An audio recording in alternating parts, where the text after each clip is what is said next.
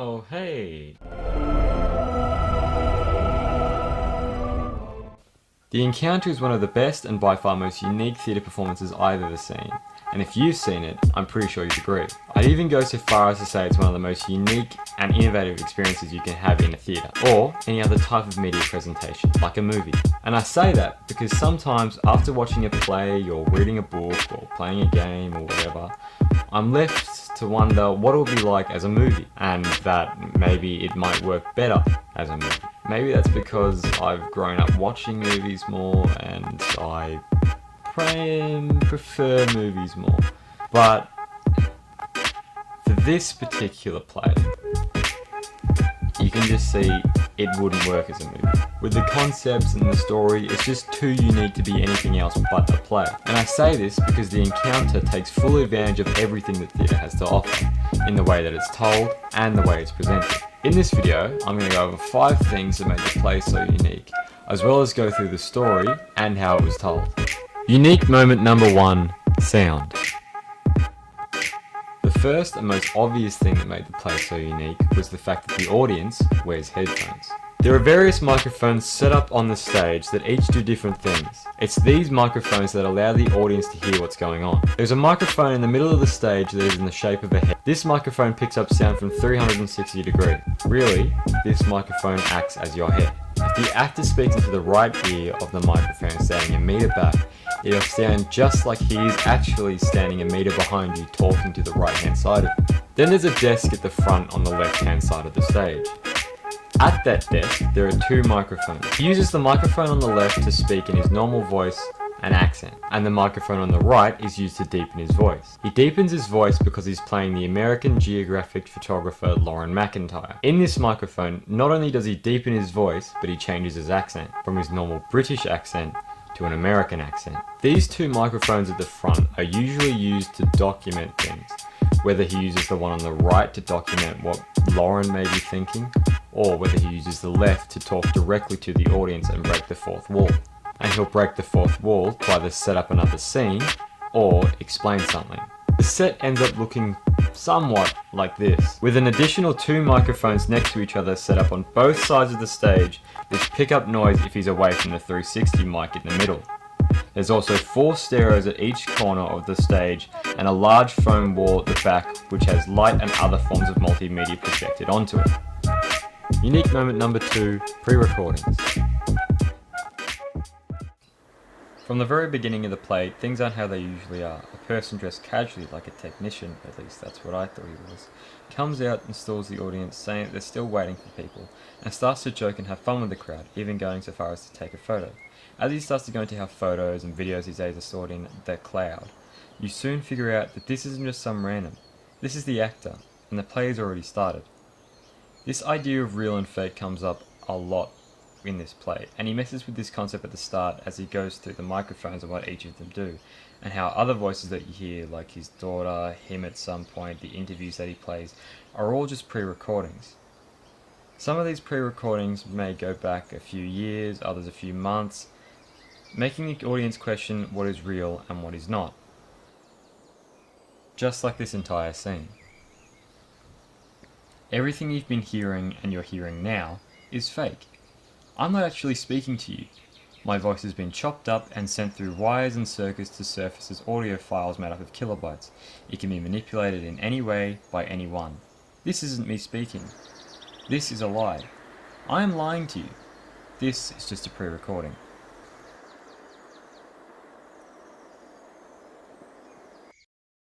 Another thing that made the play so unique was lights.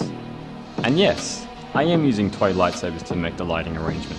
As I said before, the play took full advantage of everything that theatre has to offer, including lights and multimedia. A scene that sticks out for me is when he's at his desk standing up straight with his arms out. He describes how he feels as if he's floating in the air. A light seamlessly and effortlessly starts to shine on the actor, casting his shadow on the wall at the back, making him look as if he is floating. The whole scene, much like the rest of the play, feels so smooth and natural in terms of the flow of the show. There's another scene in the play that uses lights and multimedia to its advantage. In this scene, the wall is lit up with green clumps as Loren is hallucinating. He goes on a trip where he feels as if his head are ripped in time and space. As he does this, a light from the back corner shines onto the wall and on Lauren. He then describes how he feels as if he's becoming one with the forest. As he says this, again in a very smooth transition, the green clumps on the wall then start to shine on Lauren, encompassing the fact that he feels as if he's now becoming one with the forest. There's other times when multimedia is also used to its advantage. It's used to create a sense that the wall is rippling and moving, much like a hallucination or an illusion. And one time where the wall is even interacted with. Lauren throws a bottle at the wall, and where the bottle hits, it actually ripples out from there. Unique moment number 5, the beginning. Before I can talk about the 5th unique moment, I should probably talk about the story first. When I say the beginning, I don't mean the beginning of the play, which in and of itself was quite different. The story of the encounter takes place in 3 worlds, the first of which is ours. The second is the London apartment of the writer of the play, and the third is set in 1961 in the Amazon rainforest where Lauren McIntyre is. Distinctions such as voice, accent, set, and references are used to distinguish between each world so that as the audience we can see the difference between them. The first world is our world. This is represented by how the actor, of which there is one, speaks directly to the audience in his normal British accent. He speaks to the audience to explain a scene or explain something else that's going on. Also, when he's in this world, sometimes, and especially at the start, the house lights stay up, lighting up the entire stage. He references things like his stage manager, Lauren's story, the writing process, and even little things like Jumpies. Jumpies being an Australian chip brand. The second world is the world of the writer. This world is closely related to the first world. For the second world, the set and lighting change. They change to create a rectangle which represents a room. This room is the writer's London apartment. From the start, the actor points out things that are in the room, such as a bed, a door, a sink, a window, etc., including the desk. In this second world, the actor who is playing the writer is often visited by his daughter. The daughter's voice is of course all pre-recorded. She visits him while he's writing this very play. She visits because she either can't fall asleep or because she's about to go to bed.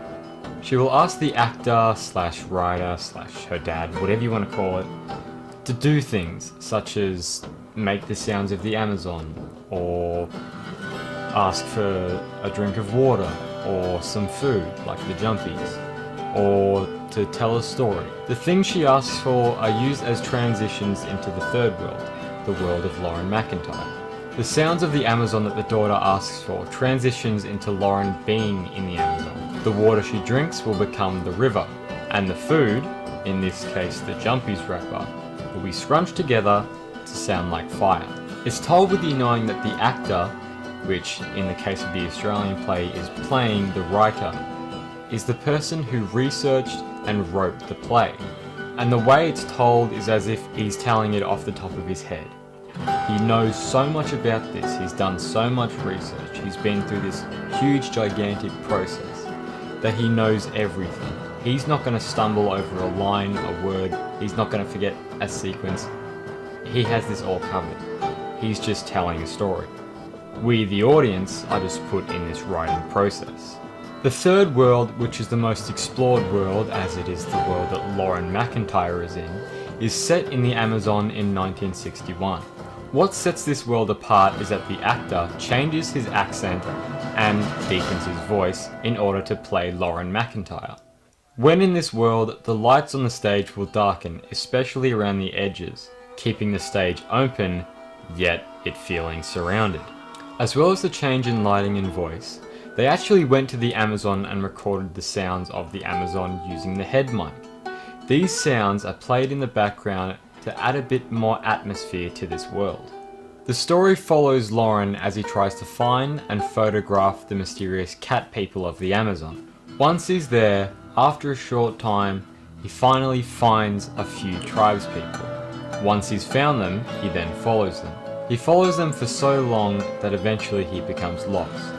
He has no other option but to keep following. He follows them for so long that he eventually gets to their tribe. Once he gets to the tribe, he's immediately surrounded.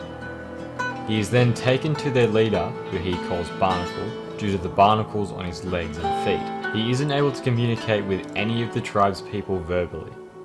When he meets Barnacle, there is this air of eeriness and mystery. At first, Lauren is quite intimidated. After a while, when Lauren spends more time in the tribe, he eventually forms a bond with Barnacle.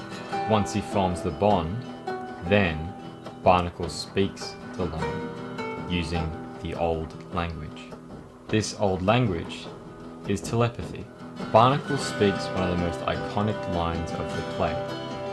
Some of us are friends. Lauren slowly begins to realize that he's stuck here. He has to stick with the tribe. He has no other option. He's constantly questioning why the tribe is always moving. They never stay in one spot for too long. They always pack up their things or burn them. None of the tribe's people have any real attachment to their possessions and have no problem with burning them and moving on. Lauren doesn't understand this. He doesn't get why they just pack up and leave. He doesn't know where they're going. He has all these questions, but it's too hard to communicate. Barnacle doesn't always speak to him using the old language. They can only speak with each other when they're alone. After a while, when Lauren keeps going with the tribe, Barnacle tells him where they're going. And where they're going is back to the beginning. So now, back to the fifth most unique moment. The beginning is as it sounds, a fresh start. The tribe gets together after meeting up with other tribes people. They make a huge fire and throw all of their possessions into it. After that, they are then given new names. They burn their possessions because they believe, and the play presents this concept, that items keep you trapped in the past. In this scene, which jumps between each of the three worlds, beginning with the third, then the first, then finally the second. The actor trashes the stage by throwing things around, such as a speaker, the various water bottles on the stage, the piles of tape recorder tape, and even tries to smash the desk using a hammer. The scene expresses that technology and possessions that we hold so close in the Western world keep us trapped in the past. In Lauren's case, it's his camera and his watch, both literal objects that capture and trap time. Since the Western world is so concerned with technology and possessions, we think that by improving them, we will progress further. But really, these things are keeping us trapped in the past. These things are stopping us from progressing as humans. It stops us from learning things that the tribe have explored, like the old language. The scene depicts the burning of Washington, Lauren's hometown. But as the actor wrecks the stage, he and all the characters across the world realize that there's just too much. We are too consumed to move forward or change. And thus, he stops. The writer is woken up by his daughter and goes back to his normal life in the second world. And for Lauren, he makes it back to America. And for all three of the worlds, Lauren's, the writer's, and ours, as the play ends, life goes on. The encounter is 110 minutes that you're not going to forget. It's going to stick with you for a long time. Everything about the story and the way it's told is so thought out and weaved together to form this mind-blowing experience. And with that said, thank you for watching.